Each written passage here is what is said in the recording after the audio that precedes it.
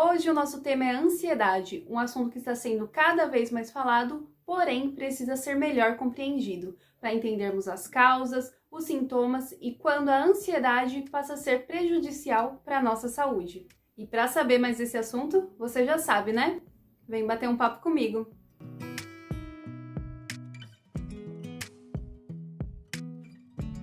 Olá, eu sou a Gisele França, estudante de Psicologia e estou aqui toda semana para bater um papo com você. No último vídeo nós falamos sobre esgotamento emocional e como negligenciar esse estágio pode nos levar a crises mais sérias como ansiedade e depressão. E no vídeo de hoje nós vamos abordar o tema da ansiedade e semana que vem nós vamos fechar essa série sobre saúde mental falando sobre depressão. Então, se você ainda não é inscrito aqui no canal, aproveita e já se inscreve, ativa o sininho para receber todas as notificações e principalmente para o vídeo da semana que vem que nós vamos falar sobre depressão e fechar esse contexto. Então vamos lá! Antes de entender as causas e os sintomas, nós precisamos entender o que é ansiedade. A ansiedade é uma reação natural do nosso corpo que age como um mecanismo de defesa para lidar com situações de perigo. E o que o corpo entende como situações de perigo? Isso é muito subjetivo e pode variar de pessoa para pessoa. Ao mesmo tempo que pode ser o medo de um assalto, pode também ser o medo de uma entrevista de emprego. Então, podemos entender que a ansiedade é uma tentativa de proteção do organismo para alguma situação de ameaça. Mas o que acontece é que, na maioria das vezes, essa interpretação de perigo que o nosso organismo faz é equivocada, o que nos faz ficar extremamente ansiosos de forma desproporcional ao risco apresentado.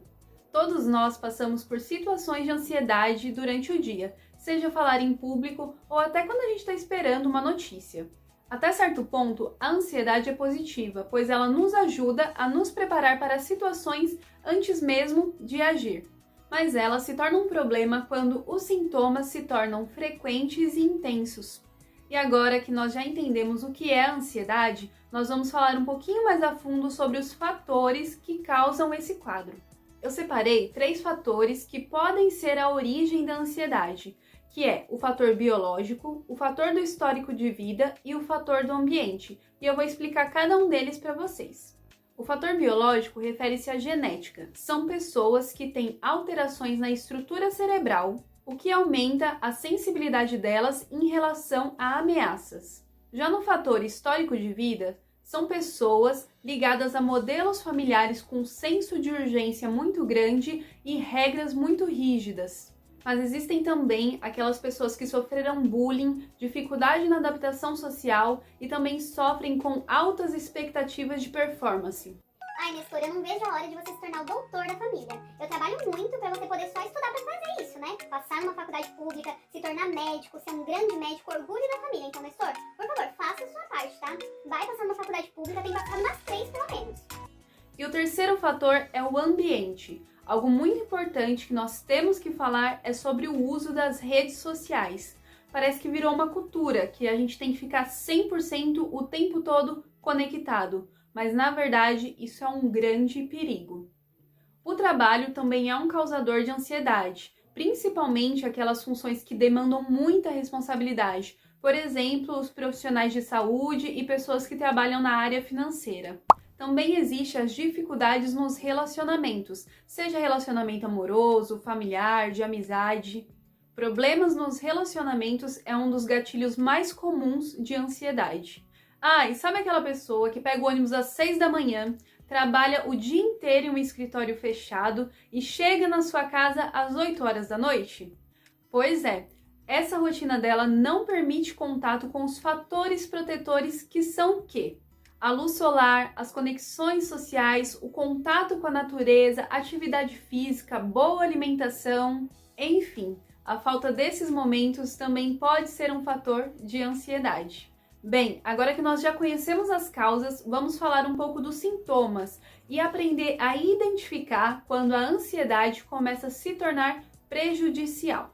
Como nós já falamos, a ansiedade é o nosso corpo reagindo a situações de ameaças que na maioria são de risco pequeno, como por exemplo uma apresentação de trabalho na faculdade. Então, podemos entender que a ansiedade tem sim o seu lado positivo. E não é perigosa, porque é só o nosso corpo reagindo. E também tem tempo limitado. Normalmente essa reação dura menos que 30 minutos. Mas o que devemos nos atentar é quando isso começa a acontecer várias vezes ao dia e com ameaças pequenas. Ou seja, o namorado não ligou. Crise de ansiedade. Reunião no trabalho. Crise de ansiedade. Desentendimento familiar. Crise de ansiedade.